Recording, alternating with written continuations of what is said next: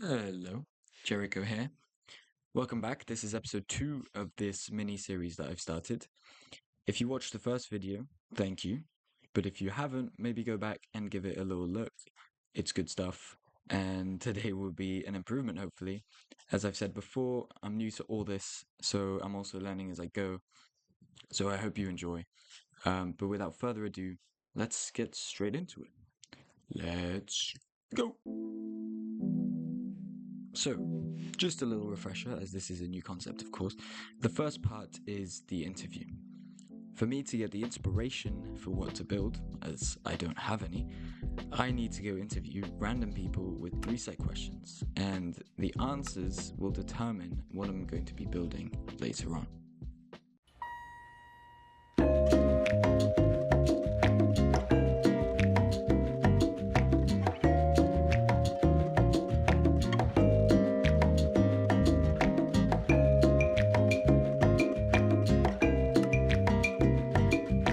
So, I've completed the interview. It was a very smooth experience, trust me. But we've got our answers. So for the first question, which is the same as before, I asked them what is their favorite color. And for this one, we got the color blue. So this is what we're going to be using as the primary color throughout the build. For the next question, which is what is their profession or hobby, we got a very interesting answer. And I'm really questioning how I can portray this in Minecraft, but the answer was crochet. So I've taken a piece of wool just to represent that. I thought that was best, but it'll be very interesting and I'm very looking forward to it. For the third question, I ask whether they're more of a rustic or modern person. But for this one, we got rustic again. So the build will be more rustic oriented. And for the last question, and by far my favorite question, the bonus question, I ask people if they have a pet. And if they do not, what is their dream pet? And the person today answered panda, which means that I need to somehow include this animal in the build in some way or another, which I find it's quite fun as it adds a little bit more personality to the build. So yeah, without further ado though, let's start building because I cannot wait to start this project. So let's go.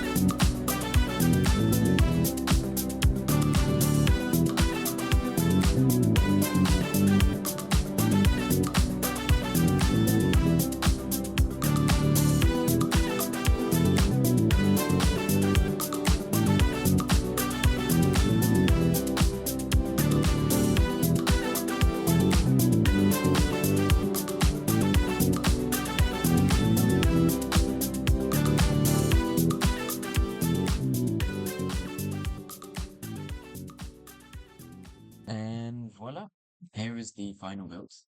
I really enjoyed it, actually. It's not just the same as last one where it's just a flat front face, which is nothing against this build. I love it completely. But this one has a bit more perspective differences, a bit more different shapes, kind of a direction that takes place with different heights as well. Look at the top height, and then it kind of builds down like a staircase, which is just a lot more visually pleasing in my opinion. I also love the colors. Blue is, of course, the main color, but I couldn't just have blue, so I added a lot more colors. And there's a lot of colors, don't get me wrong, but I think they all blend quite nicely together. And there's also this little piece, which I did not show in the time lapse, but it's a little surprise. It's a little rooftop terrace with some seating and some tables. Yeah, here's the back. And overall, I loved it. Here's a few elements, obviously, of the crochet. It's as if it's being transported and being elevated through the sort of lift system. There's also a big pile here. It was a bit hard to portray the crochet element in this build, but I was kind of going for, I'll also show you the interior in a sec, but I was kind of going for an old factory that's been remodeled, but it's also a museum and has a little bit of an outdoor cafe. So yeah, obviously I have not done the interior yet, but if we just look right down here and I look up, and here we are. This is the interior. We've got our little crochet stations right over here with our little crochet experts. We've got more stations over here. We've got our little crochet supervisor who keeps an eye on all the experts. If we head on over here, we've got well, normally he does take his job very seriously, trust me. But apparently he's on his break at the moment.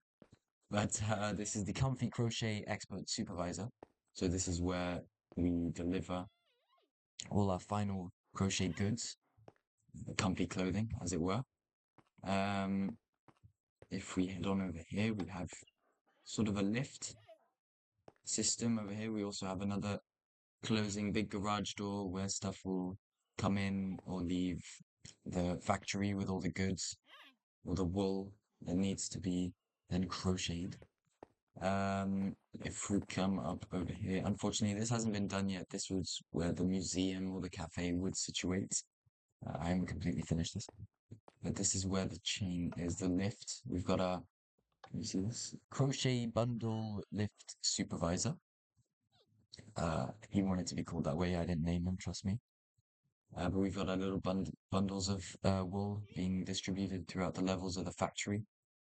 We have our lift, which takes us all the way up. This has not been finished as well. I will be finishing this maybe in a different video. But yeah, and then this takes us up to the outdoor cafe with the terrace. But yeah, I love this build again. I'm loving all of them, to be honest. And I hope you guys do too.